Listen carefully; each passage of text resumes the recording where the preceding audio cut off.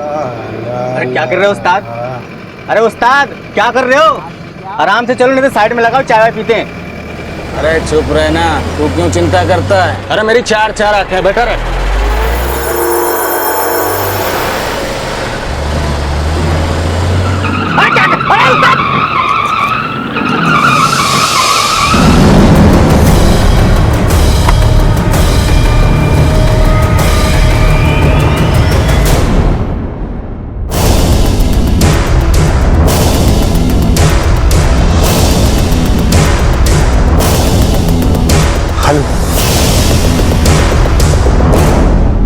एक वक्त था जब औरतों का घर से निकलना, पढ़ना, नौकरी करना समाज में अच्छा नहीं माना जाता था। औरतों के जीवन का एक ही उद्देश्य था, घर की चार दीवारी में रहना, चूल्हा चौका करना, बच्चे पैदा करना और उन्हें संभालना। वक्त बदला, हालात बदले और औरतों की स्थिति में बदलाव आया। मम्मी कहती है मैं अच्छा पढ़ूंगी तभी तो अच्छा लड़का मिलेगा ना। आज औरतें चाहे शिक्षा हो, नौकरी हो या फिर कोई भी क्षेत्र हो, दहेज की मांग भी कम होगी और मैं पढ़ी लिखी होंगी तो ऑब्वियसली मेरे बच्चे पढ़े लिखे होंगे। वो किसी भी हुनर में मर्दों से कम नहीं। मैं अपनी फैमिली को ज़रूरत पड़ने पर उनका सपोर्ट कर सकूं, अपने भाई बहनों को अच्छी एजुकेशन दे सकूं। पढ़ लिख के इंजीनियर बनूंगी तभी तो इंजीनियर लड़का मिलेगा ना। कल को अगर मेरी शादी होती है तो मैं अपनी फैमिली, अपने हस्बैंड का पूरा सपोर्ट कर सकूं।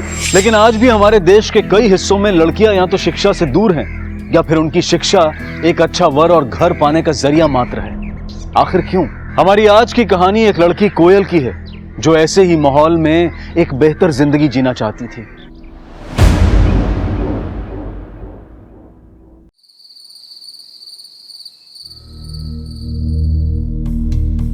ईका, अब दाल चावल रोज बनेगा, पनीर वनीर नहीं बनेगा ना इस घर में अब।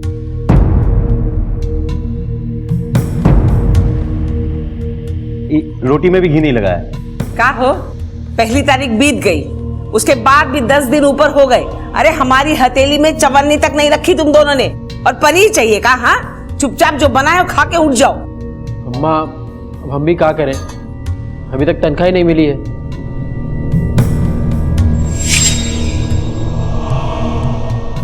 और हम भी कोशिश कर रहे हैं अम्मा, काम मिल जाएगा 2-3 दिन में। आप तो हर रोज सुना देती हैं।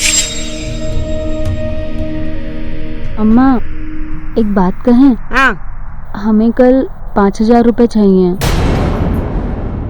मिल सकते हैं का? ये लो, अब इनको इतने पैसे काहे चाहिए? वो मैंने पॉलिटेक्निक में होम साइंस के लिए अप्लाई किया था, वहाँ हमारा सिलेक्शन हो गया है, तो अगर कल तक पैसे जमा नहीं करे तो वो सीट किसी और को दे देंगे। यहाँ घर में खाने के लाले पड़े हैं और तुझे 5,000 रुपए चाहिए? अरे सुना नहीं का पैसे नहीं है? और तू क्या चाहती है? हाँ, अपनी सारी जमा पूंजी हम तुझ पर लुटा दे? चुपचाप एक बात कान खोल के सुन ले, जितना पढ़ाए हैं उतना बहुत हो गया, बस अब और नहीं। शादी करके चुपचाप निकल जाओ इधर से। माँ जी, मैं क्या कह रही थी, एक बार उसकी बात तो सुन। तुम तो चुप करो, हमरे घर के मामले में बिल्कुल मत बोलो, समझ गई?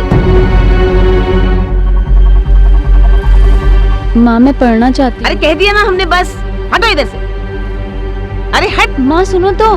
माँ कहा मामा, सुना नहीं माने काका। अब देख, हमारे पास पैसे हैं नहीं, हाँ, अगर तुम्हारे पास कहीं से जुगाड़ हो जाए, किसी से उधार मांग लो तो मांग लो, हम लोग पढ़ने से थोड़ी ना रोक रहे तुमको।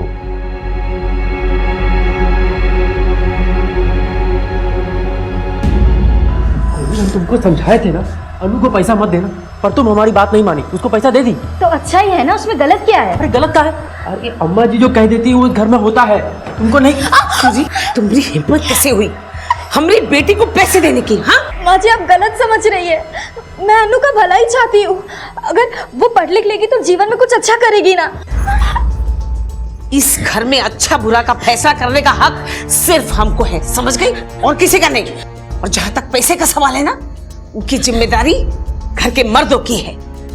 हर एक किस्त तो दे दी, बाकी का किस्त का तो रबाब भरेगा। अरे घर के हालात के हिसाब से हम अनु को रहना सिखा रहे हैं और तुम होके उसे बड़े बड़े सपने दिखा रही हो। अरे भूत डालना चाहती है हमारे बीच में, पैसे देके हमें नीचे दिखाना चाहती हो। चुप, बिल्कुल चुप। आगे से ये गलती हुई ना तो समझ लेना।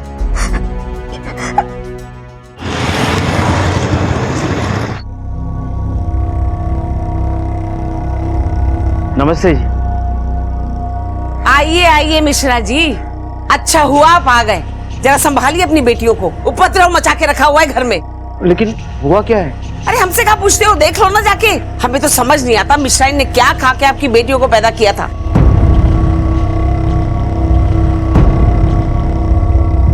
जरा देखिए, समझाइए, हमारी बात तो सुनती नहीं है। जी जी, मैं समझाता हूँ। कोयल बेटा, जिस बात से परिवार परेशान हो वो नहीं करना चाहिए। पापा, आप मुझे एक बात बताइए। आपने हमें पढ़ाया लिखाया, आपने हमें इस काबिल बनाया ताकि हमारी फैमिली को जरूरत पड़ने पर हम उन्हें सपोर्ट कर सके, है ना? मैं वही कर रही हूँ जो आपने मुझे सिखाया है। घर में 2 पैसों की सेविंग्स नहीं है। पापा, मैं बस इतना चाहती हूँ कि सबको एक बेहतर जीवन मिले। कोयल बेटा, तुम्हें जो करना है करो, पर परिवार को साथ में लेके चल। जड़ों के बिना पेड़ का कोई वजूद नहीं होता बेटा। जी पापा, बस आप मुझ पर विश्वास रखिए। आज सब थोड़ा नाराज है, पर कल जब पैसे आ जाएंगे तब सब मान जाएंगे, सब कुछ ठीक हो जाएगा। पापा, वो पार्लर शुरू करने के लिए आपने जो मुझे गहने दिए थे ना, वो मुझे गिरवी रखने पड़ेंगे। आई एम सॉरी पापा। कोयल बेटा, तुम मेरी कोहिनूर हो, मुझे तुम में चमक दिखनी चाहिए। अलका बेटा, इसका ख्याल रखना। जी पापा।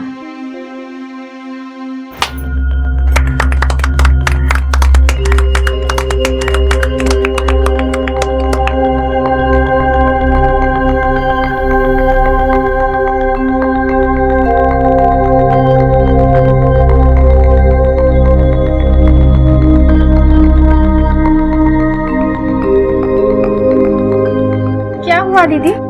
आज मेरे जीवन का इतना बड़ा दिन है, अगर घर वाले आ जाते तो। कोई बात नहीं दीदी, हम सब लोग हैं ना आपके साथ। चलिए अब अंदर चलते हैं।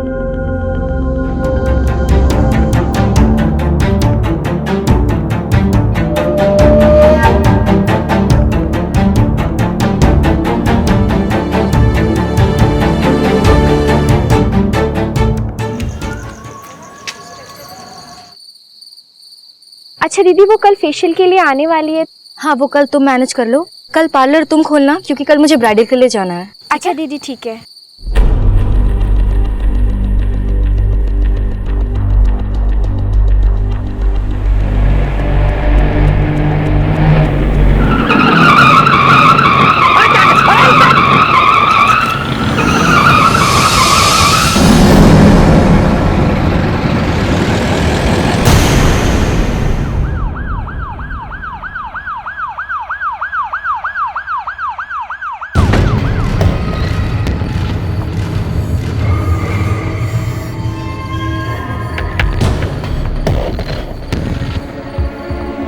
साहब, मैंने ही फोन किया था।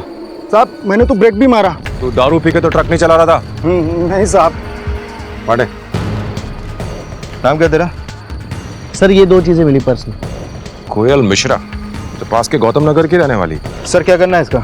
मुन्ना यादव नाम है इसका। दारू नहीं पी इसमें। ब्लड टेस्ट करवाओ। दारू नहीं भी पियो, अफीम इनकी दूसरी बीवी होती है। Okay sir. ये अकेली लड़की इस सुनसान इलाके में कर क्या रही थी? ये यहाँ पे खुद आई थी या फिर इसे को लेके आया? पांडे, मुझे ये नॉर्मल एक्सीडेंट तो नहीं लग रहा है। एक काम करो, बॉडी को ऑटोप्सी के लिए भेजो और इसकी फैमिली को इन्फॉर्म करो। Okay sir.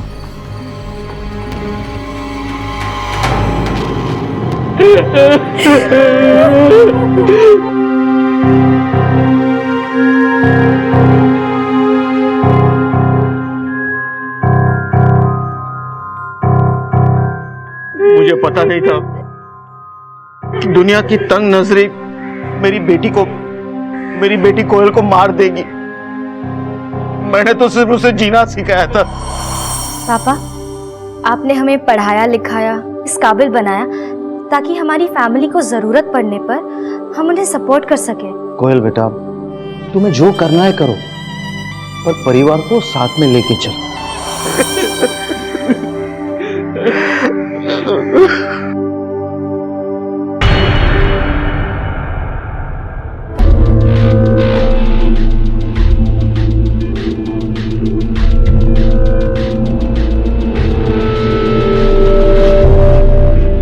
You are right inspector, ये सुसाइड नहीं है।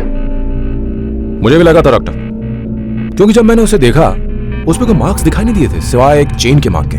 बिल्कुल, पहले उसका गला घोटा गया है और फिर उसे रोड पे फेंका गया है। और गला घोटने में ना कोई रस्सी का यूज हुआ है और ना हाथ का, किसी फ्लैट चीज से इसका गला दबाया गया। प्रेशर इतना हैवी था कि गले की पूरी हड्डियां टूट गई। एक सेकेंड, ये देखिए, ट्रक उसके पूरे बदन के ऊपर से गुजर गया पर उतना खून नहीं निकला जितना एक्सीडेंट में निकलना चाहिए। इसकी सिर्फ एक वजह हो सकती है कि मौत काफी पहले हो चुकी थी।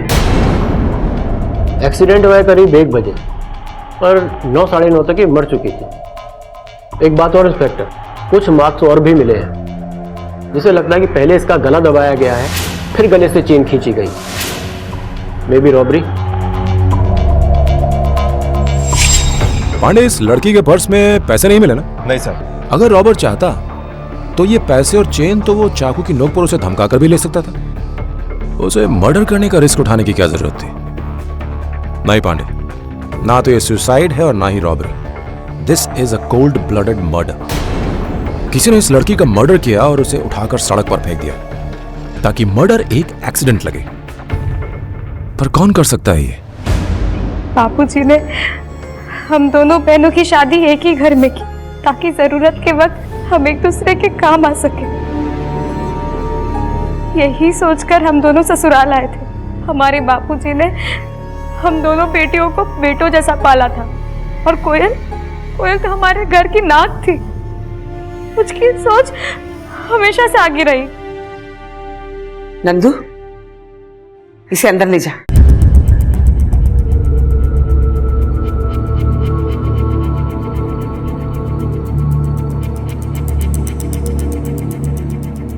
ये बताइए कि आपको किसी पर शक है?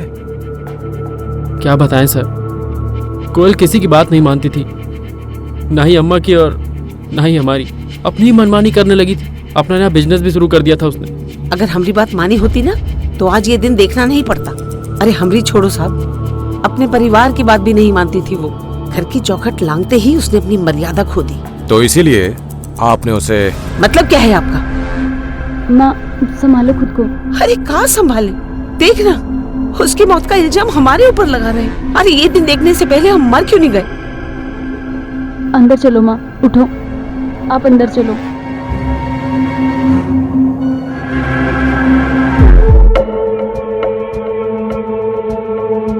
हरीश, ये बताइए कि आपने अपनी पत्नी को आखिरी बार कब देखा था? सर, मैं तो सुबह ऑफिस निकल गया था, उसके बाद ही वो घर से गई थी और फिर घर लौटी नहीं। वो घर नहीं लौटी तो आपने उसे ढूंढने की कोशिश नहीं की? सर, उसके आने का कोई फिक्स टाइम नहीं था। किसी शादी वादी में चली जाती थी तो काफी देर रात घर आती थी। कभी कभी तो सुबह के 4 बज जाते थे। इसी वजह से सब लोग उसके बारे में उल्टा सीधा बोलने लगे थे। आपको भी उस पर शक था? नहीं सर, चाहे कोई कुछ भी कहे, पर वो ऐसी औरत नहीं थी। ठीक है, हमें कुछ इन्फॉर्मेशन मिलेगी, हम आपको बताएंगे। पांडे, कोयल के पति हरीश के मुताबिक कोयल की लाइफ में सब कुछ ठीक था, लेकिन मुझे यहां कुछ मिसिंग लग रहा है। ये लोग जरूर कुछ न कुछ छुपा रहे हैं। हरीश ने बताया कि कोयल पार्लर गई थी और उसके बाद घर नहीं लौटी, तो कहां गई?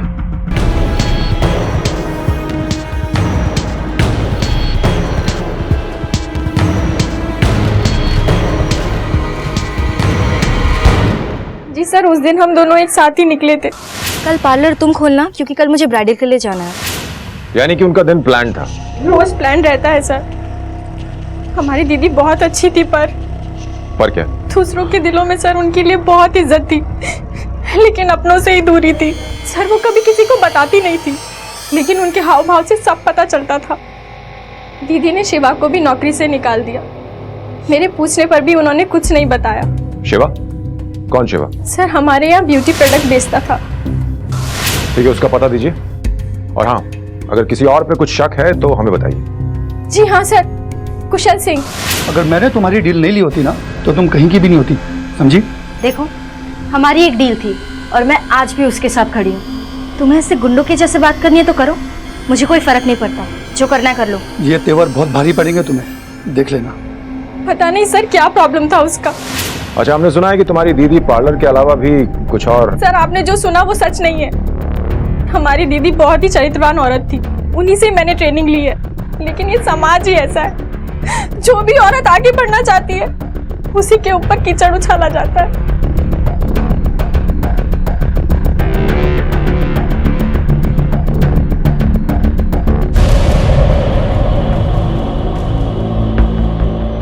तुम्हारी दीदी कल ये ज्वेलरी पहन के गई थी? जी सर। पांडे, एक काम करो, इस फोटो की कॉपीज निकालो और सब ज्वेलर्स में बांट दो और चेक करो कि वहां कोई इसे बेचने तो नहीं है। और हाँ, ये सीसीटीवी की फुटेज निकालो और इस कुशल सिंह को उठा के लाओ। साहब मैंने कुछ भी नहीं किया साहब। सीसीटीवी फुटेज है हमारे पास, साफ दिखाई दे रहा है तू उसे झगड़ रहा है। मैं तो सिर्फ उसे डराने के लिए। डराने क्या था? क्यों क्यों? साहब सब बता दो साहब। दरअसल वो दुकान में मैं काफी दिनों से बेचने की कोशिश कर रहा था, लेकिन कोई उसे खरीदने के लिए आता ही नहीं था। फिर एक दिन कोयल मेरे पास आई। देखिए मेरे पास एक प्लान है। मुझे आपकी जो खाली दुकान है ना, वहाँ पे एक ब्यूटी पार्लर खोलना है और यहाँ आसपास में कहीं ब्यूटी पार्लर है भी नहीं। और किराया देने की जगह पे मैं आपको मेरे बिजनेस का 20% का पार्टनर बना देती हूँ। इससे जब बिजनेस बढ़ेगा तब आपके पैसे भी बढ़ जाएंगे।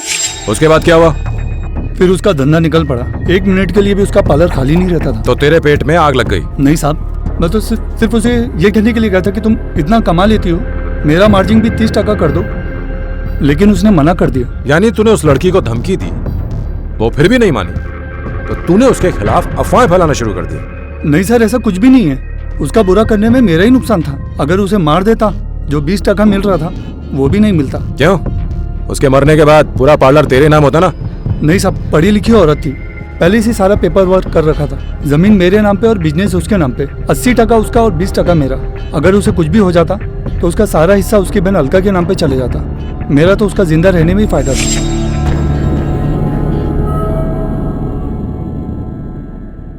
सर, मैंने पार्लर का सीसीटीवी फुटेज दोबारा देखा है, इसमें कुछ और भी मिला है। सर ये देखिए, लगता है सही निकाला है काम से। पांडे, अगर यही वो आदमी है जिसे कोयल ने नौकरी से निकाला था और इन दोनों के बीच इतनी कहासुनी हुई थी, तो ये कुछ भी कर सकता है। एक काम करो, इसे उठाओ। सर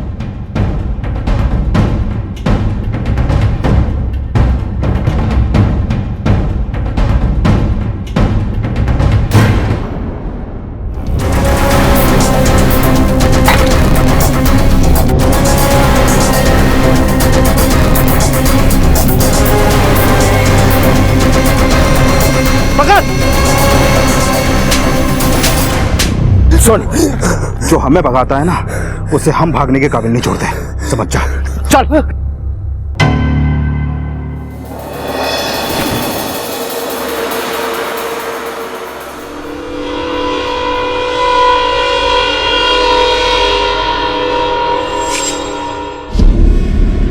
तूने पार्लर में चोरी की, तो कोयल ने तुझे नौकरी से निकाला, तो तूने गुस्से में आकर उसे मार डाला? साहब ऐसा कुछ नहीं किया मैंने साहब। अगर ऐसा नहीं किया तो पुलिस को देखकर भागा क्यों? साहब मुझे लगा कि उस दिन जो पैसे चुराए उसके लिए आप पकड़ने आए हो साहब। इसका मतलब पैसे चुराने के लिए तुझे नौकरी से निकाला गया था? साहब वो भड़क गई थी मुझ पे साहब। भड़क गई थी? क्यों? मेरी गर्लफ्रेंड की वजह से साहब। वो साहब मेरा अनु के साथ चल रहा था। मैडम को ये पसंद नहीं था।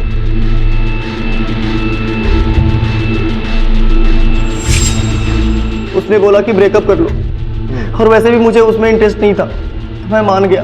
तो फिर उस दिन तू पी करके वापस क्यों आया था? साहब उस दिन चढ़ी थी और गुस्सा भी था कि मुझे काम से निकाला गया है, इसलिए मैं वहां आया था। लेकिन जब वहां गया तो उसने बोला कि दुकान और अनु के आसपास भी नजर आया तो पूरे शहर को बता देगी कि मैंने ही वहां चोरी की है और मुझे पुलिस के हवाले कर देगी साहब। सर, डॉक्टर व्यास का मैसेज आया है। पोस्टमार्टम की सेकेंडरी रिपोर्ट आ चुकी है, उन्हें कुछ मिला है। ये देखिए इंस्पेक्टर, ये एक फ्रैक्चर है, कुछ महीने पुराना है, अब भर चुका है। इस तरह के इंजरीज को हम डिफेंसिव वुंड्स कहते हैं। उसने किसी अटैक से बचने के लिए अपने हाथ का यूज किया। आपके कहने का मतलब है कि कोयल के ऊपर इससे पहले भी हमला हो चुका है? हो सकता है, पर इस तरह की इंजरीज अक्सर डोमेस्टिक वायलेंस के विक्टिम की बॉडी पे पाई जाती हैं। पांडे, अगर कोयल डोमेस्टिक वायलेंस का वाकई शिकार हो रही थी तो हमें उसकी डिटेल्स चेक करनी पड़ेगी। एक काम करो, तुम आसपास के अस्पतालों में जाओ और वहाँ जाके चेक करो कि क्या कभी कोयल को वहाँ पे ट्रीटमेंट के लिए लाया गया था। और हाँ, पड़ोसियों से जाके पता करो कि उनके घर में आखिर चल क्या रहा। जब दोनों बहुएं शादी करके यहाँ पर आई, उसके घर में तो तमाशा ही तमाशा शुरू हो गया। अरे भाभी रुकिए, ऐसे नहीं, इस आलते में पैर रखिए फिर आगे आइए।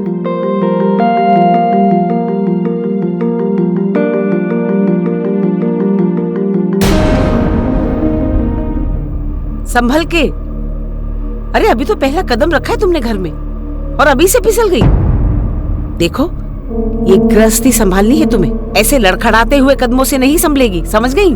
और एक बात और सुन लो, आज से तुम दोनों इस घर में देवरानी जेठानी हो, समझ गई? बहनें नहीं हो। अपने पतियों का ख्याल रखना, ये नहीं कि एक दूसरे का ख्याल रखती रहो। चलो अंदर। अब हमारी बहू तो हाथ से निकली जा रही है। माँ जी मिठाई खाइए। आज पार्लर को पूरा 1 महीना हो गया और आपके आशीर्वाद से बहुत ही अच्छा चल रहा है। अरे क्या जताना चाहती है? हाँ, हमारे बेटे निठल्ले हैं और तू बहुत सियानी है। हे नंदू, देख, हमारे घर की इज्जत लुटाकर मिठाई लाइए खिला दे। अरे देख क्या रहा है, फेंक इसे बाहर। इतने बुरे दिन नहीं आए हमारे कि बहुओं की कमाई की मिठाई खाए। अब जा, खड़ी गया इधर।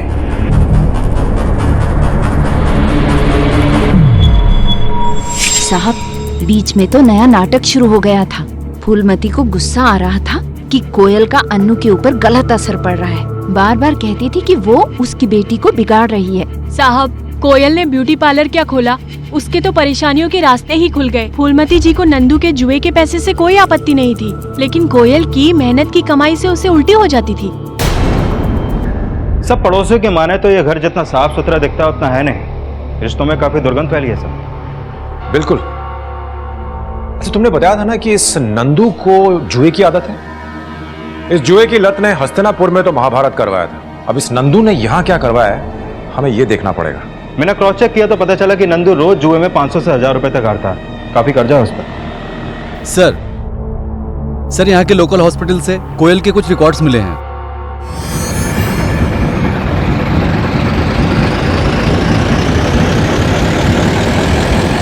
पांडे, इस फैमिली में जरूर बड़ी गड़बड़ है।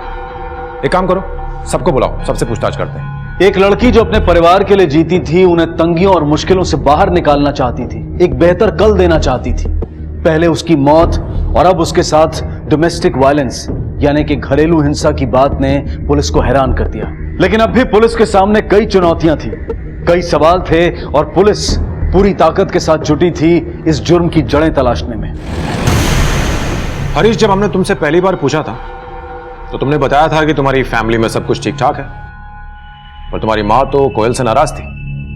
वो चाहती थी ना कि तुम्हारा और कोयल का बच्चा हो। तो फिर ये अबॉर्शन क्यों करवाया? बच्चे को लेकर कोई शक था? देखो हरीश, चुप रहने से काम नहीं चलेगा।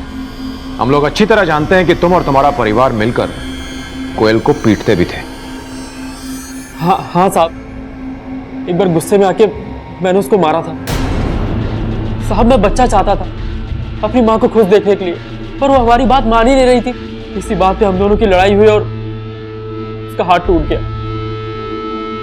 लेकिन ये अबॉर्शन क्यों करवाया?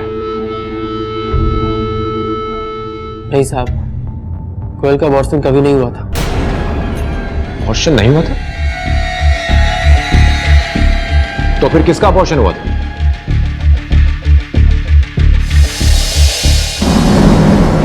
मैं बहुत परेशान थी और कोयल भाभी मेरी सारी प्रॉब्लम्स का सलूशन थी, तो उनसे मिलने में एक दिन पार्लर गई। मैं जानती थी कि शिवा शादीशुदा है और वो सिर्फ तेरे जज्बातों के साथ खेल रहा है, इसलिए मैंने तुझे उससे दूर रहने को कहा था। अच्छा, तुझे अबॉर्शन कराना है ना? हाँ। मैं करा दूंगी, लेकिन इस तरह अपने परिवार से छुपकर नहीं। नहीं भाभी, घर में कुछ मत बताइए, मार देंगे, सब मुझे मार देंगे। गलती करके उसे छुपाना नहीं चाहिए, बल्कि उसे स्वीकार करके उस गलती को दोबारा दोहराना नहीं चाहिए। तो भाभी के कहने पर मैंने घर वालों को सब बता दिया, और जैसा कि मैंने उनसे कहा था ठीक वैसे ही हुआ। बोले थे ना हम तुमको, बिगाड़ के रख दिया हमारी छोरी को। अरे पहले उनको भर्ती करा दिया पॉलिटेक्निक में, फिर चटक पटक वाली चीजें ला के दे दी। क्या समझा था? हाँ, हमें पता नहीं चलेगा। इससे पहले कि इस घर में कुछ बवाल हो जाए, कुछ ना कुछ करना होगा।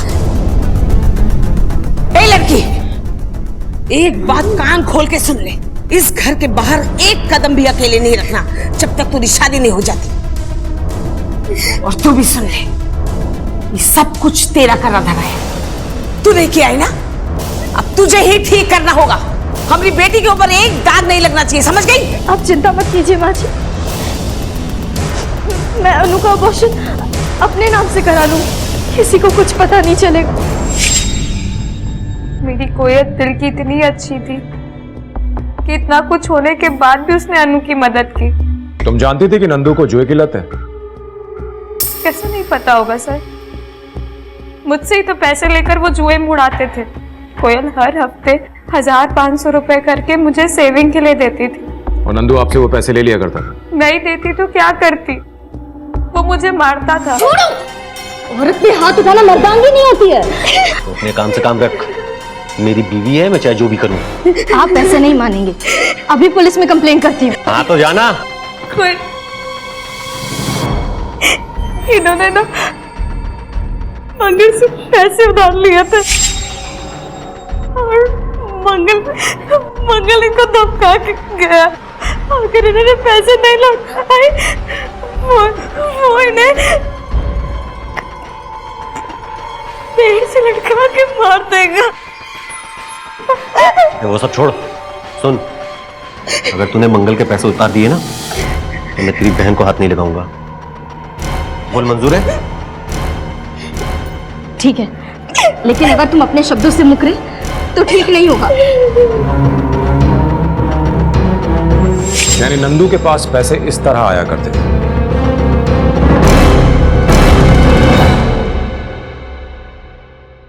सर, मैंने मंगल से पता किया, नंदू को वाकई में मंगल को 60,000 रुपए चुकाने हैं, जो कि उसे पार्लर का सामान बेचने के बाद बड़ी आसानी से मिल सकते हैं। पांडे, कोयल की मौत से अलका के बाद अगर सबसे ज्यादा फायदा किसी को है तो वो है नंदू। सर एक आदमी पकड़ा गया है जो कोयल के चोरी किए गहने बेच रहा था।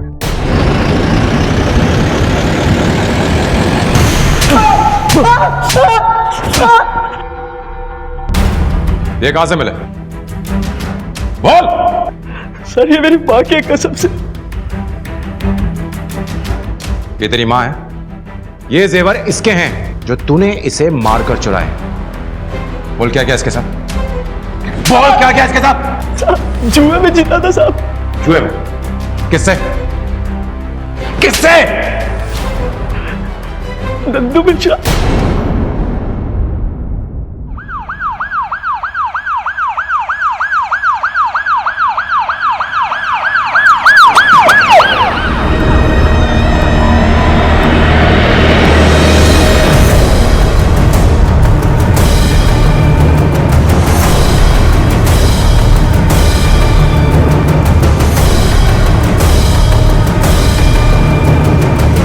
बॉडी को उतारो नीचे।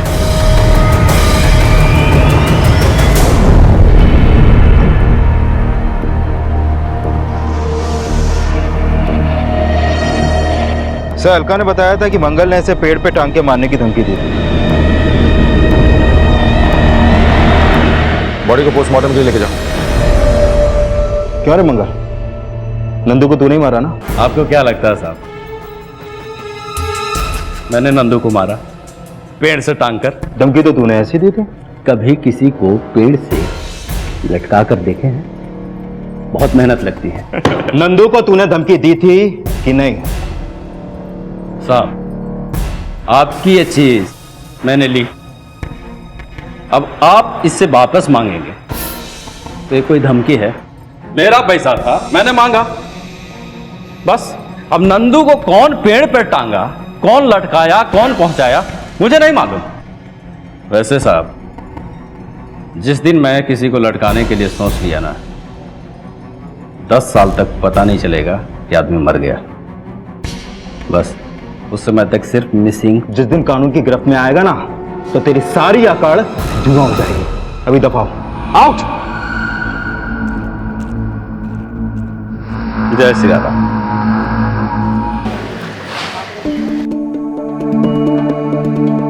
सर, मंगल से कुछ खास पता नहीं चल पाया। नंदू की रिपोर्ट भी नॉर्मल आई है, कोई लीड नहीं। ऑन सेकंड थॉट पांडे, मंगल नंदू को क्यों मारेगा? देखो, नंदू ने जरूर मंगल को बता दिया होगा कि कुछ ही महीनों में वो अलका से कोयल का सारा पैसा लेकर उसे दे देगा, तो वो इंतजार करता। वैसे भी नंदू को मारकर उसे पैसे तो मिलने वाले नहीं थे। सर, हो ना हो इसमें किसी अपने का ही काम है।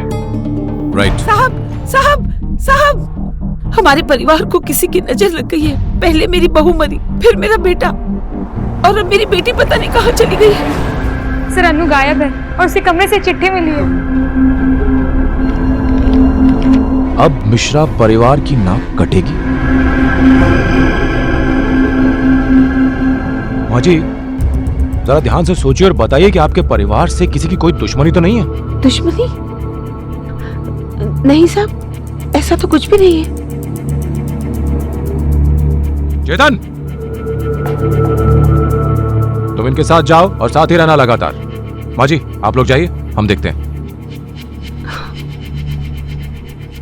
पांडे, इस अनु के फोन को सर्वेलेंस पे डालो और जैसे ही उसका फोन ऑन होता है, 1 सेकंड के लिए भी क्यों ना हो, उसे ट्रैक करो और लोकेशन पता करो। क्या अन्नू का गायब होना भी नंदू और कोयल की हत्या से जुड़ा था, या फिर कोई था जो इस मौके का फायदा उठा रहा था?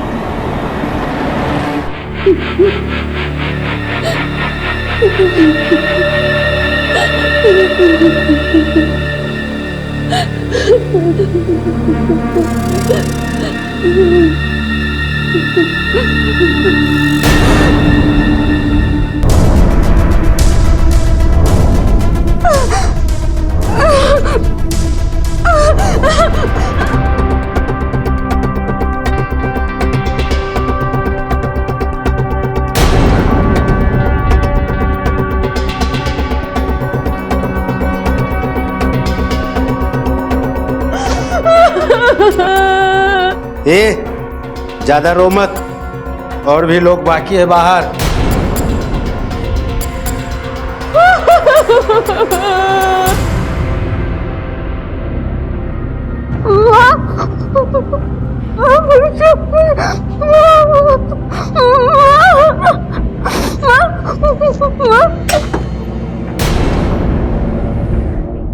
पांडे, सारे पुलिस स्टेशन में खबर कर देना।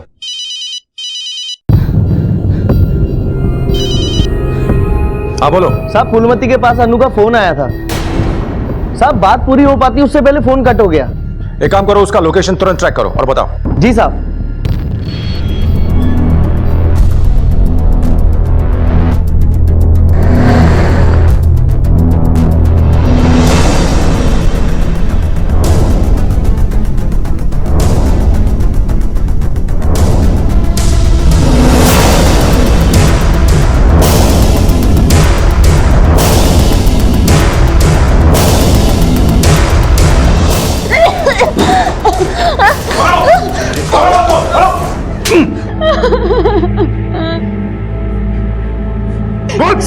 साहब, सुपारी मिली थी हमें साहब।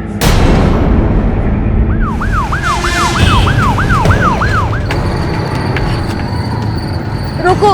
अरे क्या रुको। हुआ? क्या हुआ भाभी? मेरी तबीयत। क्या हुआ भाभी? क्या हुआ आपको? भाभी, आप ठीक तो है? क्या हुआ?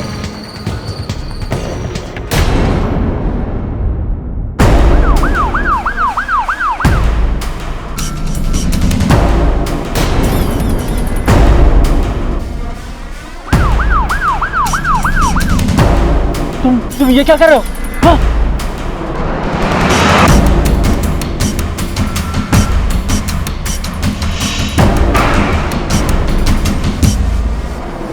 सर, ये मुझे मारने की कोशिश कर रहा है।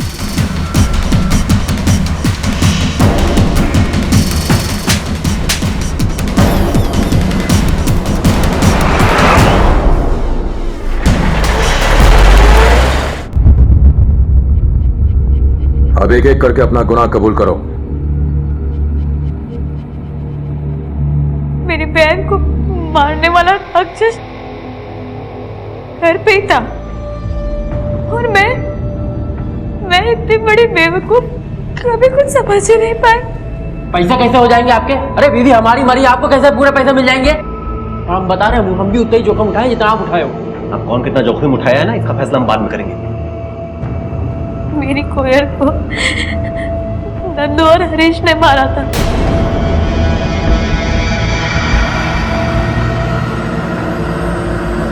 अरे एक बार तो सोचा होता अपने हाथ गंदे करने से पहले, कानून के दरवाजे पर दस्तक तो दी होती।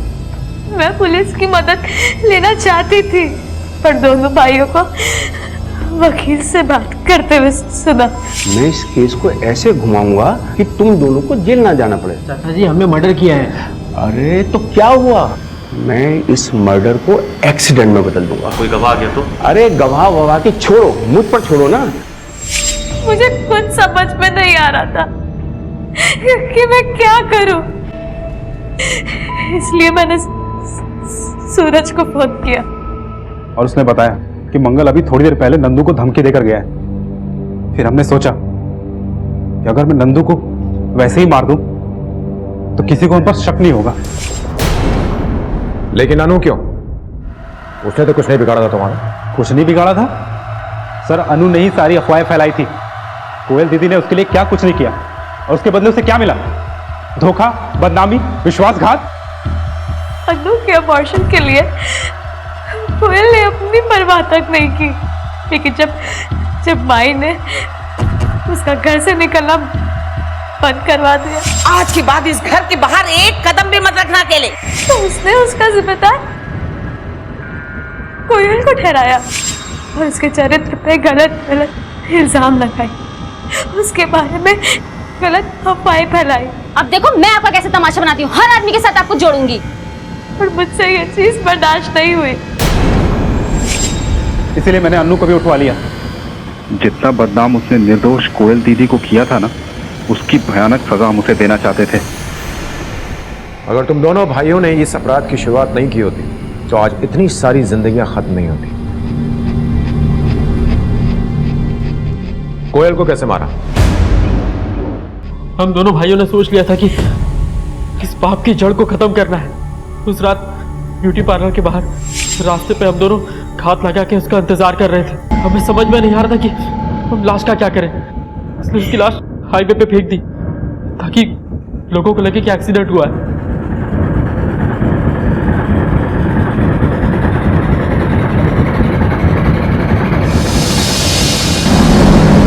सर उस बदचलन औरत को तो यही सजा मिलनी चाहिए थी। देख लो, मैंने अपने कानों से सुना, कोयल नंदू भैया से कह रही थी कि अगर मुझे खुश रखोगे तो पैसे मिलेंगे। जीते जीते उसकी इज्जत की नहीं, मरने के बाद तो उसकी इज्जत मत उतारो। उसने ऐसा इसलिए कहा था ताकि तुम्हारा जुआरी भाई मुझे ना मारे, कुछ अच्छा काम करे तो वो खुश होगी। लेकिन तू है तुम्हारी जिंदगी पे। तुम्हें तो डूब मरना चाहिए। तुम्हारी इस घटिया सोच ने न सिर्फ कोयल की जान ली है बल्कि तुम्हारे पूरे परिवार का अंत कर दिया। अब तो तुम्हारी मां के कुल में कोई रोने वाला भी नहीं बचा। और तुम दोनों ने तो अपने पिता के संस्कारों का ही खून कर डाला। फूलमती को अपने परिवार के नाम की पड़ी थी, लेकिन अपने इस रवैये से उसने क्या हासिल कर लिया, क्या मिला उसे? अपना पूरा परिवार खो दिया उसने। हरीश को कोयल की हत्या के जुर्म में हिरासत में लिया गया है। सूरज और अलका को नंदू की हत्या, अन्नू के अपहरण और बलात्कार में दोषी ठहराया गया है। और यह सब कुछ सिर्फ इसलिए हुआ कि फूलमती ने अपनी बहू कोयल के नए नजरिए को समझने की कभी कोशिश ही नहीं की। और अगर की होती तो शायद आज सारा परिवार खुशहाल होता। ये केस हमारे समाज में फैले उस दोहरे नजरिए को दर्शाता है, जहां हम अपनी बेटियों को, अपनी बहनों को पढ़ाते तो हैं, लेकिन जब बारी बहुओं को आजादी देने की होती है तो हम पीछे हट जाते हैं। क्या हम वाकई औरतों को अपने समाज की तरक्की का भागीदार बनाना चाहते हैं? क्या हम वाकई उनकी सोच, उनके जीवन का सम्मान करते हैं? वक्त आ गया है कि हम एक बार फिर अपने अंदर झांक कर देखें और ये तय करें कि औरतों के प्रति हमारा नजरिया कहीं आज भी तंग तो नहीं है? हम रोजमर्रा की जिंदगी में औरतों को जिस तरह से देखते हैं वो कितना सही है और कितना गलत है। याद रखें, हमारी महिलाएं हमारे लिए शर्म नहीं बल्कि हमारी शान है। इसी विचार के साथ अब मैं अनूप सोनी आपसे विदा लेता हूं। फिर मुलाकात होगी अगले एपिसोड में और खुलासा करेंगे एक और जुर्म का। तब तक अपना और अपने परिवार का ख्याल रखें और देखते रहें क्राइम पेट्रोल डायल 100। सबक एक को, सीख हम सबको। जय हिंद।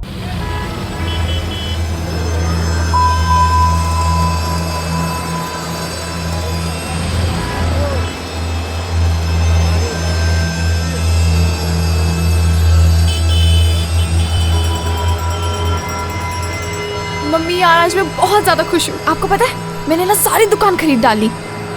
मैं आपको ना आते सारे कपड़े पहन के दिखाऊंगी। हाँ मम्मा, पूरा मुझे लेने आ रहा है और मैं टाइम पर घर पे पहुंचाऊंगी।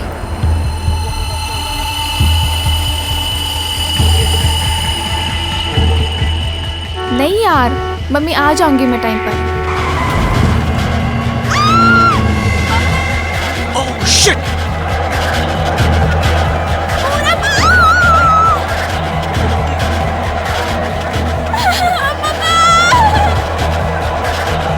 हे ट्विंकल। हिट एंड रन, वाहन द्वारा किसी को चोट पहुंचाकर घटनास्थल से भाग जाना। राष्ट्रीय अपराध रिकॉर्ड ब्यूरो में दर्ज आंकड़ों के अनुसार पिछले 3 सालों में लगभग 50,000 हिट एंड रन के मामले सामने आए हैं। बेशक इसके अलावा ऐसे कई केसेस होंगे जो शायद दर्ज भी नहीं किए गए होंगे। जहां एक तरफ सड़कों पर गाड़ियों की संख्या दिन ब दिन बढ़ती जा रही है, वहीं दूसरी तरफ हमारी संवेदनशीलता घटती जा रही है। क्या जो हुआ वो किसी की लापरवाही थी जिसकी वजह से एक मासूम व्यक्ति ने अपनी जान गंवा दी, या फिर इसके पीछे कोई और ही राज था? और एक तरफ थी ट्विंकल जिसने इस हादसे को सबसे करीब से देखा था। देख पुत्र, ये सब जो कुछ भी हुआ जस्ट फॉरगेट इट, और इस हादसे के बारे में किसी नाल गल न करियो, छोड़ दो।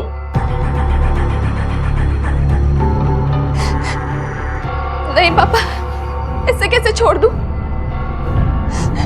वो बेचारा बंदा मर गया। उस कार वाले ने अपनी कार भी नहीं रोकी, ऐसे ही चला गया।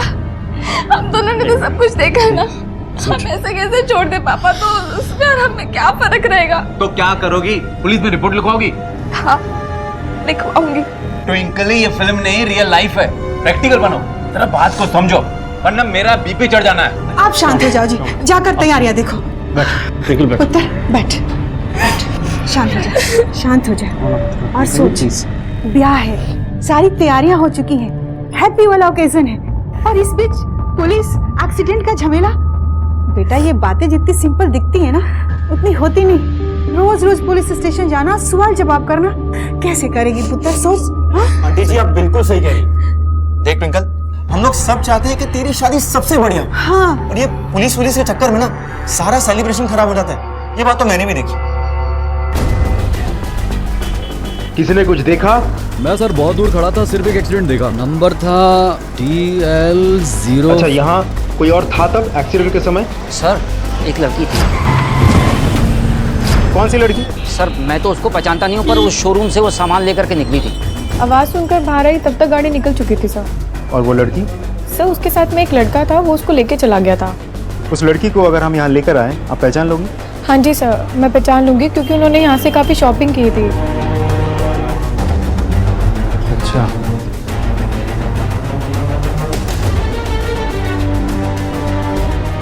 आप लोगों ने शोरूम में सीसीटीवी कैमरा नहीं लगवाया? सर नहीं, क्योंकि अभी नया स्टोर ओपन किया है ना, तो अभी वो प्रोसेस में चल रहा है। कैमरा लगवा लीजिए। अगर आपके पास सीसीटीवी फुटेज होती तो इस केस को सॉल्व करने में हमें आसानी होती। Yes sir. एक बात बताइए, उस लड़की ने पेमेंट कैसे किया था, कार्ड या कैश? सर, कार्ड से किया था। बिल कॉपी मिल सकता है? बिल्कुल सर।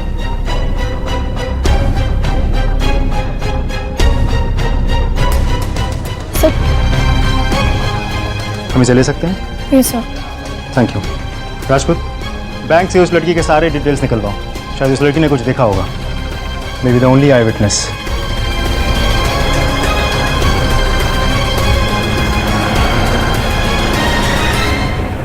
इधर क्या हुआ? तू इतनी लो क्यों है? आज इतना इम्पोर्टेंट दिन है और तू है कि मुंह बना कर बैठी है। हाँ, क्या हुआ तुझे? चल जल्दी से रेडी हो जा।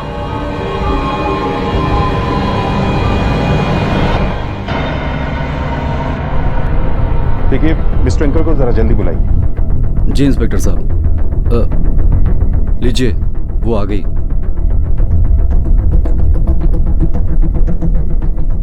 आओ पुत्र। ट्विंकल पुत्र, इंस्पेक्टर साहब तुमसे कुछ सवाल पूछना चाहते हैं। इंस्पेक्टर साहब प्लीज थोड़ा जल्दी। वो क्या है कि घर में फंक्शन चल रहा है और काफी सारे गेस्ट आए हुए हैं। हमारी बेटी का आज शगुन है, प्लीज रिलैक्स, हम बस इनसे सिर्फ 5 मिनट ही लेंगे। आइए मैम।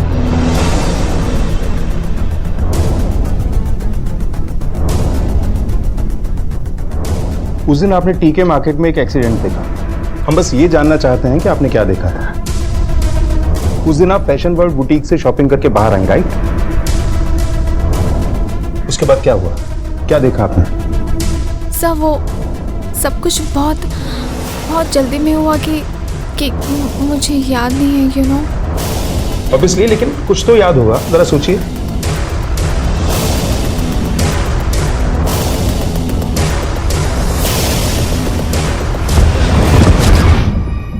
सर वो गाड़ी ना गोल्डन कलर की थी। Very good. और इंस्पेक्टर साहब प्लीज,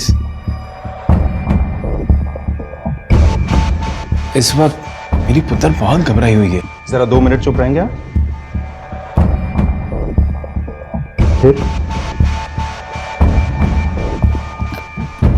गाड़ी का नंबर DL05XL0005। नहीं, 0006 था। Very good, thank you mister twinkle. बस हमें इतना बताइए कि उस दौरान आपके साथ कोई और भी था या आप अकेली थी? पूरा मेरे फियांसे वो मुझे लेने आए थे उस दिन। नहीं सर, मैंने कुछ भी नहीं देखा। I mean, सब कुछ इतना फास्ट हो गया कि मैं ठीक से ऑब्जर्व नहीं कर पाया, कुछ ठीक से देख ही नहीं सका। एंड मोर ओवर सर, मैं गाड़ी के पीछे डिक्की में ट्विंकल के शॉपिंग बैग्स को रखने की तैयारी कर रहा था। शॉपिंग बैग ट्विंकल के हाथ में थी? राइट। और ट्विंकल तब रोड क्रॉस कर रही थी? हाँ। तो आपके हाथ में बैग कैसे, मतलब मैं समझा नहीं। अमित सर, गाड़ी की डिक्की में पहले से सामान रखा था, तो मैं पीछे जाके उस सामान को थोड़ा साइड करके शॉपिंग बैग्स को वहाँ एडजस्ट कर रहा था। ठीक है, अब हम चलते हैं। अगर जरूरत पड़ी तो दोबारा पूछताछ करें। Sure, we are ready to cooperate. Thank you.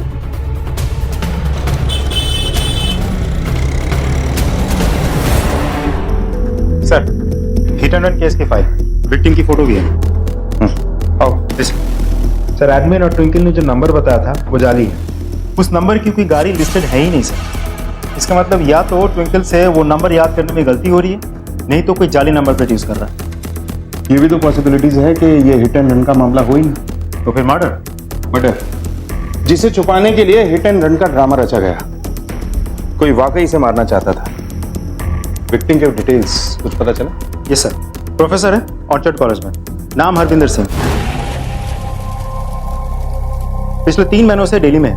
उससे पहले चंडीगढ़ के कालिंदी कॉलेज में पढ़ाता था।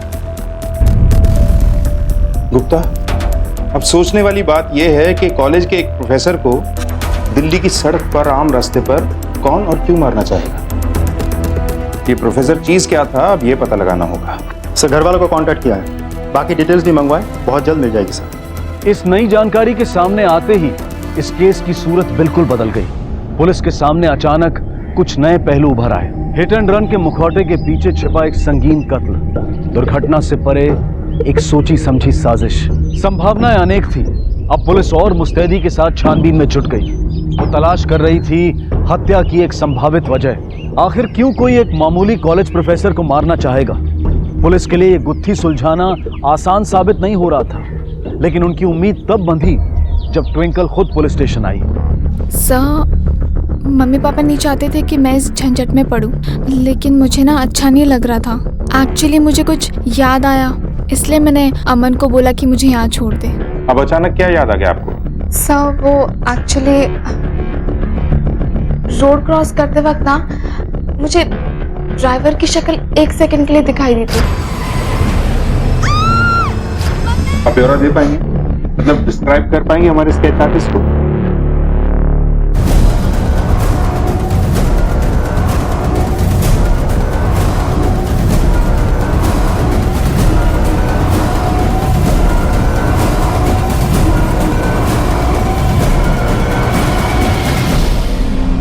स्केच को सर्कुलेट करवाओ गुप्ता, खास तौर पे उस एरिया में जहां प्रोफेसर हरविंदर रहता था। चंडीगढ़ पुलिस हेडक्वार्टर को भी एक कॉपी मेल करो। वहां इंस्पेक्टर चौधरी से मैंने बात कर रखी है, वहां भी इन्वेस्टिगेशन शुरू करो। और तुम पर्सनली एक टीम लेकर उस कॉलेज में जाओ जहां प्रोफेसर हरविंदर पढ़ाता था, वहां भी पूछताछ करो। नहीं नहीं इंस्पेक्टर साहब, ऐसा हो ही नहीं सकता। वो प्रोफेसर वो तो कभी किसी से बात भी नहीं करता था।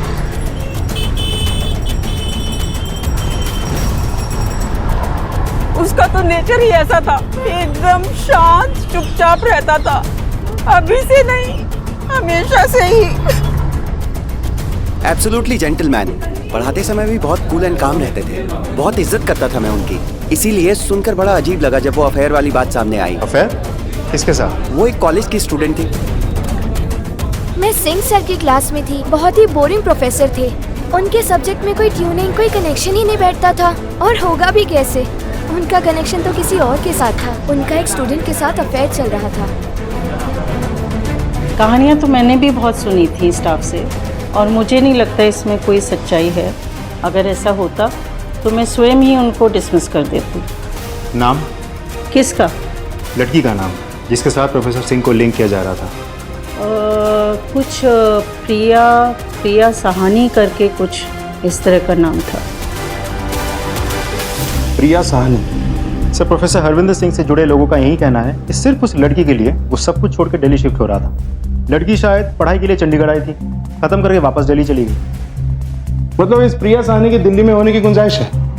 गुप्ता, एक काम करो सर, कॉलेज से उस साल पास होने वाली प्रिया नाम की लड़कियों के रिकॉर्ड निकलवाओ, और इस प्रोफेसर के सोशल मीडिया अकाउंट और ईमेल इनबॉक्स से ये पता लगाओ कि ये प्रिया साहनी आखिर है कौन। Yes sir. एक सेकंड, ये वाला प्रोफाइल खोलना। नहीं, नेक्स्ट। हाँ, ये सर 9 लड़कियां प्रिया साहनी के नाम से हैं, जिनमें से 4 दिल्ली में लोकेटेड है। जी सर। सर, मैं एक काम करता हूँ, प्रिंट आउट निकलवाता हूँ और बाकी सॉफ्ट कॉपीज पुलिस स्टेशन में ईमेल कर देता हूँ। Okay sir. मेरी झोली छोटी पड़ गई रे, इतना दिया मेरी माता। मेरी झोली छोटी पड़ गई रे, इतना दिया मेरी माता। मेरी बिगड़ी माँ ने बनाई, सोई तकदीर जगाई। मेरी बिगड़ी माँ ने बनाई, सोई तकदीर जगाई।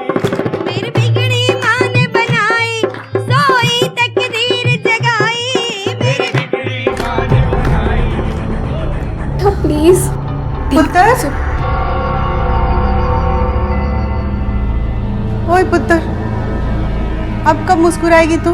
अभी भी तेरा चेहरा इतना सैड लग रहा है। अच्छी बात नहीं है पुत्र, अच्छा बैठिया। जो बातें बीत गई ना, उससे भूल जा। तेरी शादी में पूरी दुनिया शरीक हुई है सिवाय तेरे। बस पुत्र जी, एक बार मुस्कुरा दो।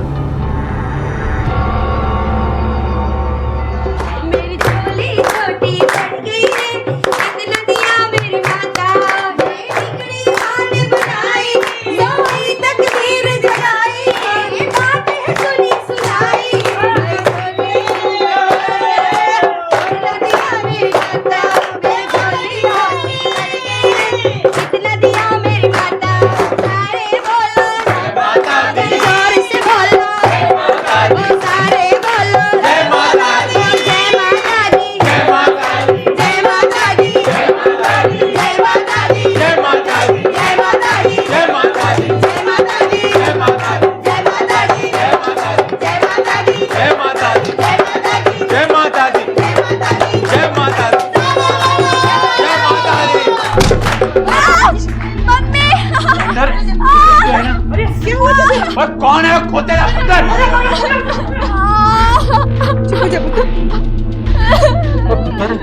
तो ठीक तो है ना? हम सब हैं बेटा, कुछ नहीं होगा तुझे। पुलिस को अगर कुछ पता है तो अंजाम अच्छा नहीं होगा। नहीं होते बेटा, सब ठीक हो जाएगा।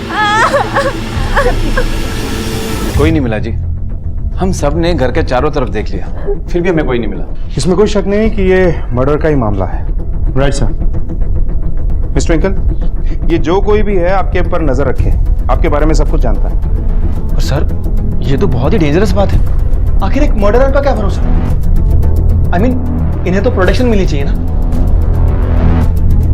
जी वो हो जाएगा। मेरे ख्याल से अब आपको हमारी पूछताछ से कोई एतराज नहीं होगा। सर अगर मुझसे कोई गलती हुई हो तो आई एम सॉरी, लेकिन उस वक्त भी मैंने अपनी बच्ची के भलाई के लिए कहा था। आई अंडरस्टैंड मिस्टर ट्विंकल, ये जो भी है आपको डराना चाहता है, और जब तक ये पकड़ा नहीं जाता हम उम्मीद करते हैं कि आप और आप सब इन्वेस्टिगेशन में कोऑपरेट करें। जी सर।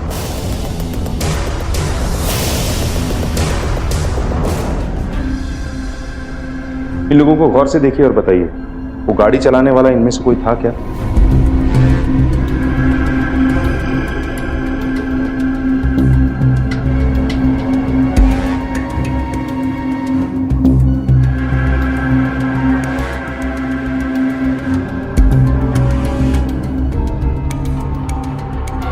नहीं sir, I am not sure.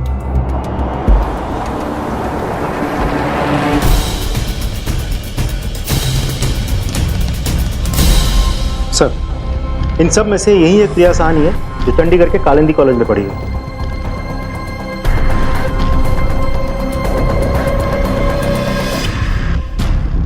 ये प्रिया मेहरा और साहनी।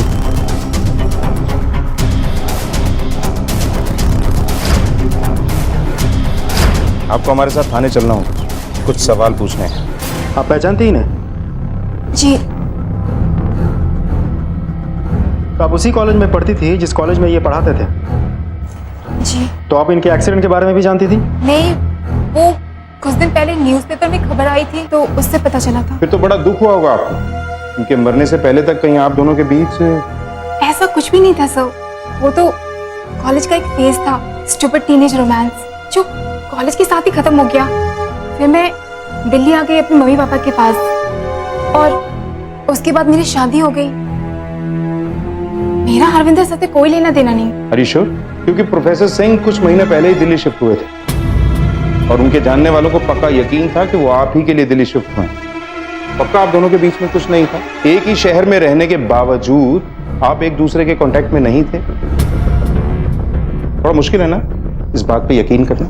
देखिए हमें सच बताइए, क्योंकि ऐसे केसेस हमने पहले भी देखे हैं। ऐसा भी तो हो सकता है कि प्रोफेसर हरविंदर सिंह आपका पीछा कर रहे हो, या उनके होने से आपकी मैरिड लाइफ में कोई प्रॉब्लम हुई हो। ऐसा कुछ भी नहीं था सर। एक तो मुझे नहीं पता कि हरविंदर सर दिल्ली में क्या कर रहे थे, और ना तो उन्होंने मुझसे कांटेक्ट करने की कभी कोशिश की। आई होप आप हमसे कुछ नहीं छुपा रही, क्योंकि अभी तो सिर्फ पूछताछ हो रही है। लेकिन अगर बाद में कोई ऐसी बात निकली जो आपने हमसे छिपाई है तो आपके लिए प्रॉब्लम हो सकती है। एक और बात, आपकी वो दोस्त ट्विंकल प्रोफेसर हरविंदर को जानती थी क्या? जी, लेकिन मुझे नहीं लगता है कि उसे पता होगा कि हरविंदर सर दिल्ली में है, क्योंकि अगर उसे पता होता तो मुझे जरूर बताती। ठीक है, आप शहर में ही रहिएगा, अगर जरूरत पड़ी तो हम दोबारा बुलाएंगे आपको। जी।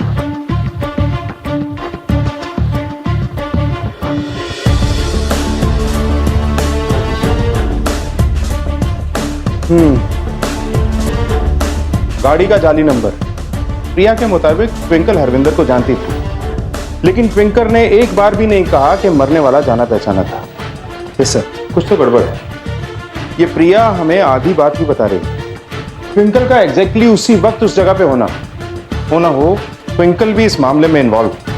सर ऐसा भी तो हो सकता है कि दोनों सहेलियों ने मिलकर प्रोफेसर हरविंदर सिंह को मारने का प्लान बनाया हो, क्योंकि ये बात तो तय है सर कि प्रोफेसर हरविंदर सिंह का दिल्ली में होना प्रिया के मैरिड लाइफ के लिए खतरा था।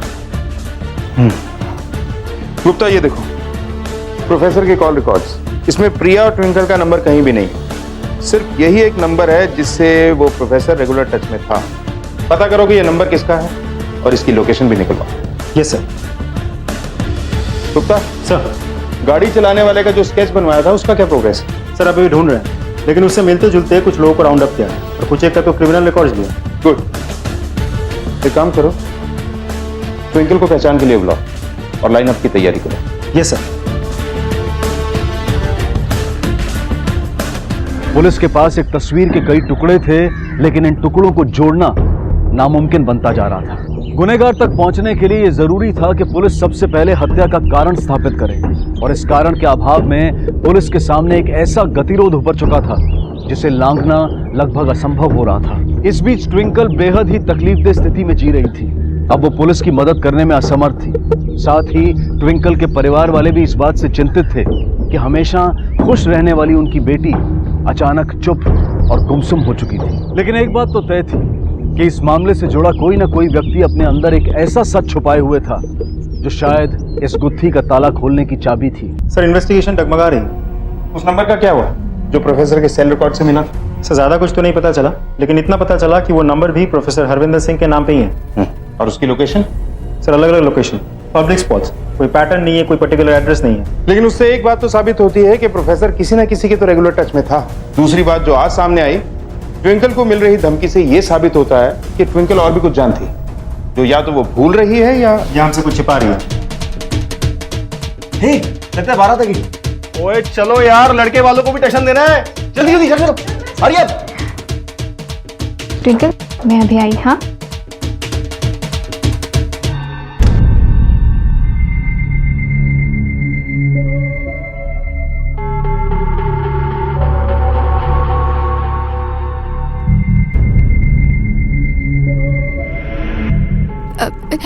ये क्या कर रहे हो?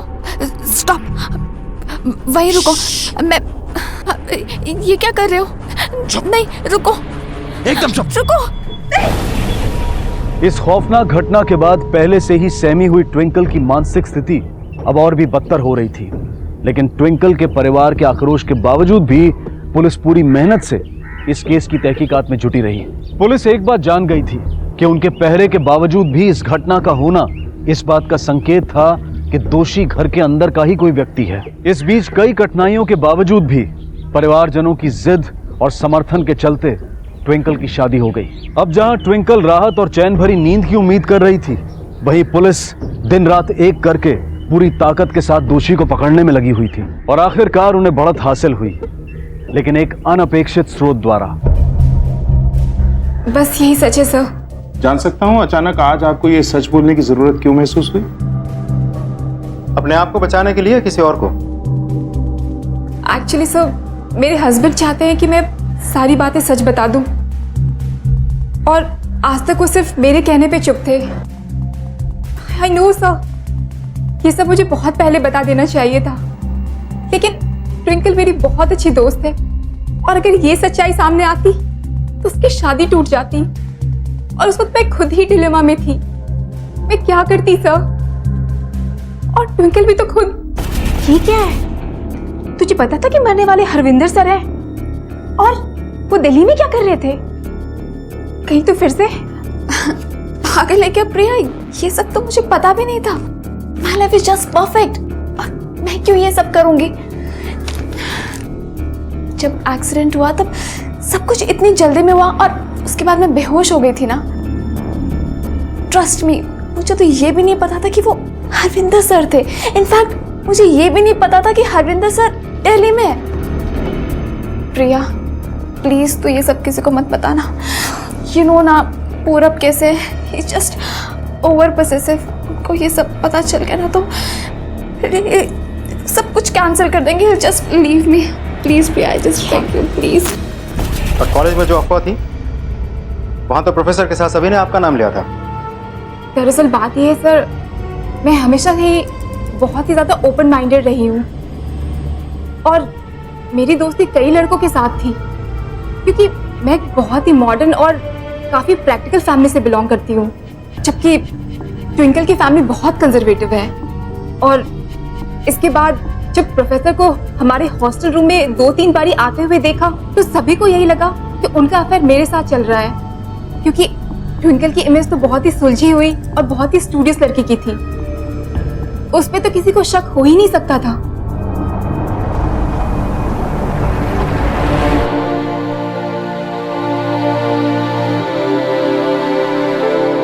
सब मैंने हरविंदर सर को रोड क्रॉस कर तरफ आते हुए देखा। मैं कुछ बोलती या कहती इससे पहले गाड़ी ने एक आदमी की मौत आपके सामने होती है, जिसे ना सिर्फ आप जानती थी बल्कि आपका अफेयर भी चल रहा था उसके साथ, और ये बात आपने पुलिस से छुपाए रखी। Sorry sir. अब सच बताइए, कब से जानती थी आप हरविंदर को? अरे यार, इतना क्यों स्ट्रेस लेती है? It's a college life equal to enjoying, not just studying. हो गया, अब जाऊं? ओके, जल्दी जा, I am waiting. Good morning sir. Good morning. अब सर, एक्चुअली एक छोटी सी रिक्वेस्ट थी। हाँ बोलो। सर, मुझे इको में ना 1-2 लॉज छोड़ के मुझे पूरे सिलेबस में कुछ नहीं आता। Sir, I just need your extra help. Sir, I am ready to work hard. ठीक है, तो मुझे बाद में मिलो, आई मीन कॉलेज के बाद। Okay, thank you so much sir, thank you. College के रूल्स के बावजूद हरविंदर सर मुझे चोरी चोरी पढ़ाने आते थे। प्रिया और मैं एक ही हॉस्टल रूम शेयर करते थे और सर मोस्टली वहीं मुझे पढ़ाने आया करते थे। इसलिए सबको लगा कि प्रिया और उनका अफेयर चल रहा है और धीरे धीरे हम एक दूसरे के करीब आते रहे। ये सब तकरीबन 1.5 साल तक चला। सर, उसके बाद मैं दिल्ली शिफ्ट हो गई थी और उसके बाद मैंने उनसे कभी बात नहीं की। मैं कभी नहीं मिली उनसे। हरविंदर ने कभी तुमसे कांटेक्ट करने की कोशिश नहीं की? नहीं सर, कभी भी नहीं। ये सब आपके हस्बैंड को पता था? नहीं सर, मैंने ये सब बातें कभी किसी के साथ शेयर नहीं की। लेकिन सर, ट्रस्ट मी, मैं ये एक्सीडेंट से पहले हरविंदर सर से कभी नहीं मिली और मैंने कभी बात नहीं की। Sir please, I beg you sir. Sir please ये सब बातें पूरब को मत बता। Please sir, I request. देखिए, हमारे पास कोई चॉइस नहीं है। ये मर्डर का मामला है, सीरियस मसला है। एनीवे, आप बाहर इंतजार कीजिए। मीना जी, ले जाइए नहीं, आप प्लीज बाहर जाइए।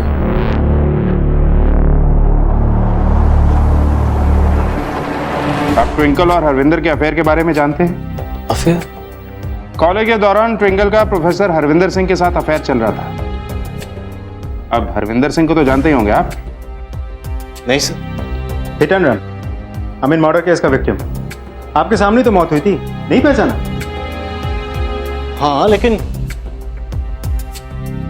ये है प्रोफेसर हरविंदर सिंह। इन्हीं के साथ कॉलेज में आपकी पत्नी का अफेयर चल रहा था। व्हाट नॉनसेंस, ऐसा हो ही नहीं सकता। मिस्टर पूरब, आपको वाकई कुछ नहीं पता या बाकियों की तरह आप भी हमसे कुछ छिपा रहे हैं? अगर ऐसी कोई बात होती तो ट्विंकल मुझसे जरूर शेयर करती।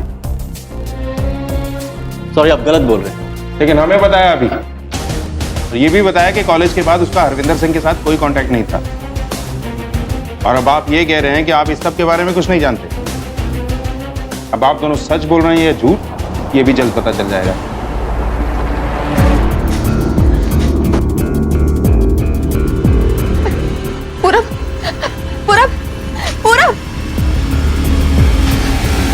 तो कुछ समझ में नहीं आ रहा। हमारे पास सारे फैक्ट्स हैं, लेकिन फिर भी कोई क्लियर पिक्चर बाहर निकल के नहीं आ रही है। अब ट्विंकल और पूरब दोनों के पास मोटिव्स है।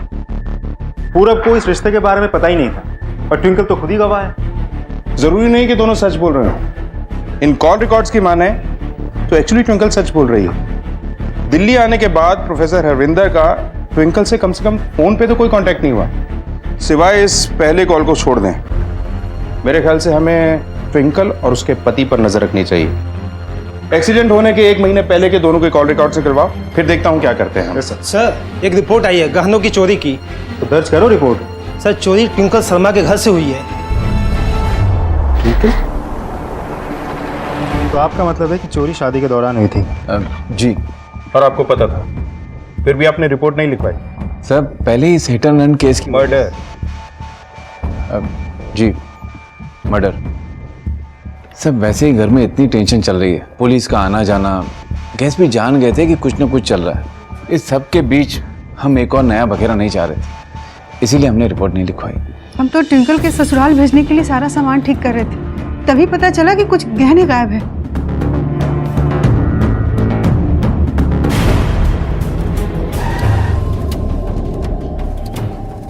गुप्ता, समझ में नहीं आता कि इन सारी घटनाओं के पीछे कहीं एक ही आदमी तो नहीं। पहले वो एक्सीडेंट, फिर ट्विंकल को मिली धमकी, फिर वो शादी की रात वाली घटना और अब ये। ये चोरी। अगर इन सभी वारदातों के पीछे कोई एक ही आदमी जिम्मेदार है तो उसका मोटिव क्या हो सकता है? सिर्फ ट्विंकल और प्रिया काफी करीब है, तो ऐसा भी हो सकता है कि दोनों ने मिलकर कोई प्लान बनाया हो, कि दोनों ने मिलकर प्रोफेसर हरविंदर सिंह को रास्ते से हटाने के लिए किसी को पैसे दिए हो, और पैसों को लेकर जब डील में प्रॉब्लम हुई तो मर्डर फिर से चोरी कर गया। हो भी सकता है। अगर ये चोरी सिर्फ पैसों के लिए हुई है तो वो चोर इन गहनों को बेचने की कोशिश भी जरूर करेगा। गुप्ता एक काम करो सर, इन गहनों की डिटेल्स को मार्केट में सर्कुलेट करो और मार्केट के आसपास वाले सारे खबरियों को एक्टिवेट कर दो। Yes sir. क्या होगा, कुछ पता चला? मिल गए चोरी के गहने। पहाड़गंज के एक प्राइवेट डीलर को बेचा जा रहा था। डीलर और बेचने वाला दोनों को अरेस्ट कर लिया। किसने की चोरी? सर ये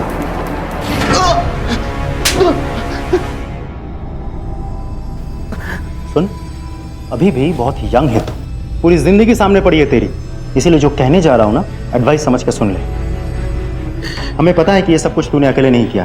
अब तेरे पास दो चॉइसेस है। सुन अमन, अपने चॉइसेस को सिलेक्ट करने से पहले एक बात अच्छी तरीके से याद रखना, मुंह खोलेगा तो थोड़ी बहुत राहत मिलेगी, और अगर मुंह बंद रखेगा ना तो कानून से लंबी सजा तो मिलेगी, और पुलिस के डंडे पड़ेंगे ना वो अलग से। सर मैं आपको सब सच बताता हूँ सर, मैंने ये काम ट्विंकल के साथ मिलकर किया। सर ट्विंकल बहुत होशियार है सर, वो जानती है कि लोगों को अपनी बातों में बहला फुसला कर कैसे उनसे काम निकाला जाए। सर बहुत मैनिपुलेटिव है वो, उसे पता है कि कब कैसे किसे मैनिपुलेट किया जाए। सर लेकिन एक बात तो उसने भी नहीं सोची थी कि प्रोफेसर हरविंदर उसका पीछा करते करते दिल्ली कैसे पहुंच गए। मेरे पास और कोई चारा नहीं था। पूरब से मेरी शादी होने वाली थी और कॉलेज खत्म होने के बाद मेरा हरविंदर सर के साथ कुछ रिश्ता नहीं था। Actually he got serious for me.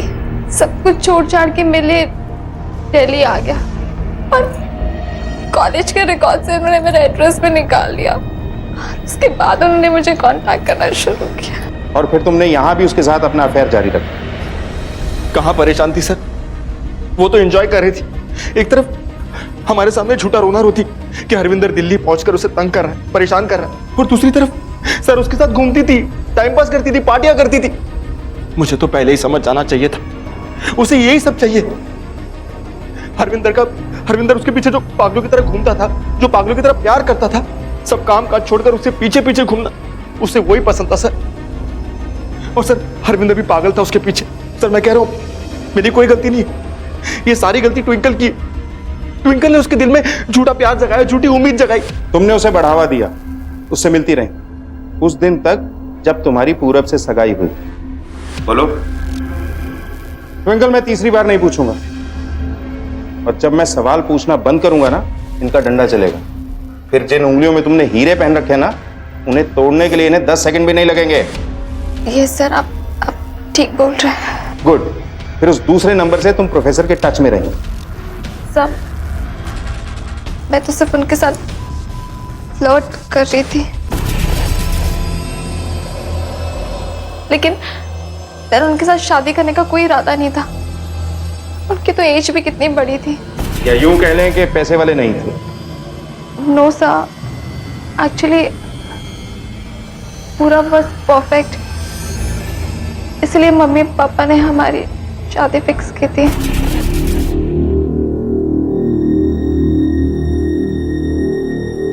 मुझे पूरब के साथ पूरी लाइफ बितानी थी। मैंने हरविंदर सर को बहुत बार बताने की कोशिश की कि अब हमारे बीच में कुछ नहीं हो सकता। ट्विंकल, क्यों कर रही मेरे साथ ऐसा तुम? यार मैंने आपको बोला है ना, मुझे आपसे बात नहीं करनी है, प्लीज। ट्विंकल मेरी बात सुनो, देखो हम दोनों के बीच में तो सब कुछ तुम अच्छी तरह से जानती हो कि मैं बहुत प्यार करता हूँ तुमसे। यार लिसन, आप मुझसे प्यार करते हैं लेकिन मैं आपसे प्यार नहीं करती हूँ। एंड हमारे बीच में जो भी था that was just for fun, right? वैसे भी हम लोग शादी नहीं करने वाले थे। Just for fun? देखो ट्विंकल, मैं सब संभाल लूंगा, मुझे विश्वास करो ना। मैं बात करूंगा तुम्हारे मॉम डैड से। मॉम डैड से? मेरी ऑलरेडी एंगेजमेंट हो चुकी है, और जिससे मेरी एंगेजमेंट हुई है ना, मैं उससे बहुत प्यार करती हूँ एंड मैं उसी से शादी करना चाहती हूँ। Please I request, please will you leave me?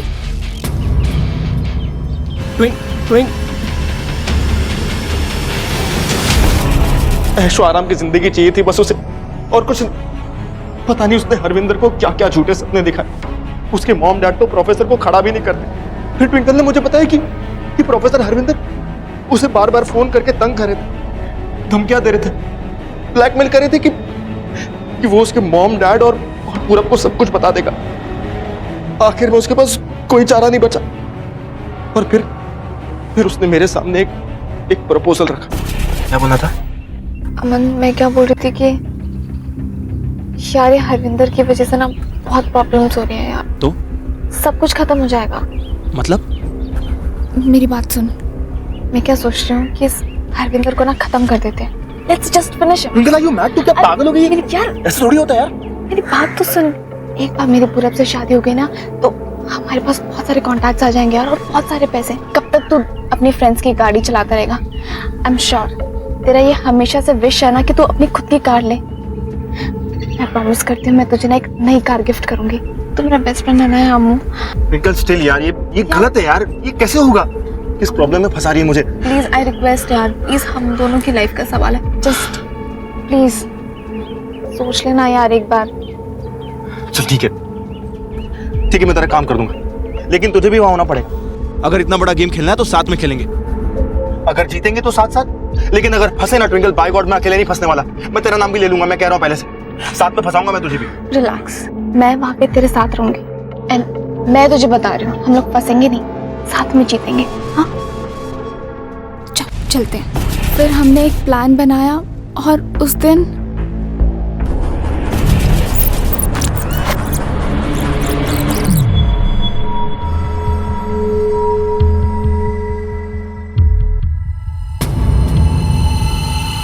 Mummy आपको पता है मैंने सारी दुकान खरीद डाली यार। इतना प्यारा स्टॉक था ना, मजा ही आ गया आज तो।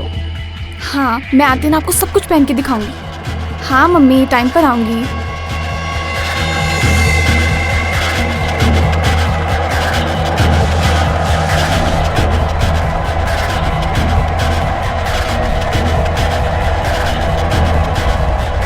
ट्विंकल, मैं वो मुझे पूरब के साथ पूरी लाइफ बितानी थी। मैंने हरविंदर सर को बहुत बार बताने की कोशिश की कि अब हमारे बीच में कुछ नहीं हो सकता, मुझे उनसे कोई लेन देन नहीं रखना। और फिर गाड़ी का गलत नंबर और ड्राइवर का गलत हुलिया बनाकर तुमने हमें गुमराह करने की कोशिश की। वो पत्थर फेंककर धमकी किसने दी थी? पत्थर भी उसने मुझे मारा था ताकि वो मुझे डरा सके, धमका सके, और मैं आपको कुछ ना बोलूं। उसको पैसे की बहुत जरूरत थी, इसलिए उस दिन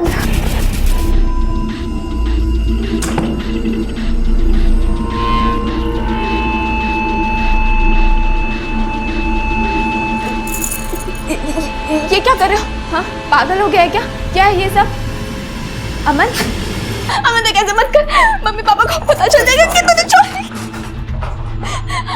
अमन देख, मम्मी पापा को अमन।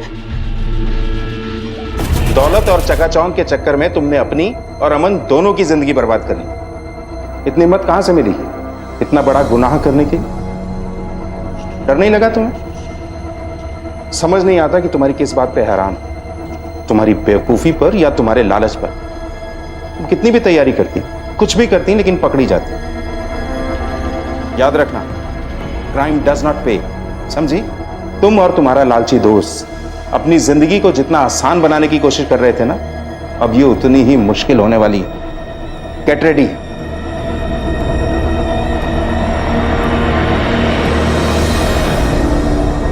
बेशक आज की तेज रफ्तार जिंदगी जीता समाज इस गलत शॉर्टकट प्रवृत्ति का शिकार है, लेकिन ट्विंकल और अमन की ये कहानी हम सब के लिए एक सीख है, एक चेतावनी है।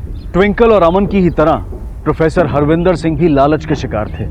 उन्हें किसी भी कीमत पर ट्विंकल को पाना था। इस लालच की पट्टी ने उन्हें इतना अंधा बना दिया था कि वो गुरु शिष्य जैसे पवित्र रिश्ते की सीमा को भी लांघ बैठे, और आखिरकार यही लालच उनके अंत का कारण बना।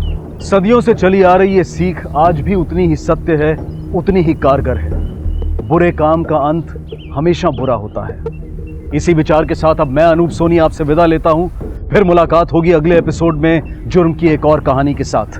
तब तक अपना और अपने परिवार का ख्याल रखें और देखते रहें क्राइम पेट्रोल डायल 100। सबक एक को सीख हम सबको। जय हिंद। इस तरह के और भी एपिसोड देखने के लिए हमारे चैनल को सब्सक्राइब करें और बेल आइकन दबाना ना भूलें।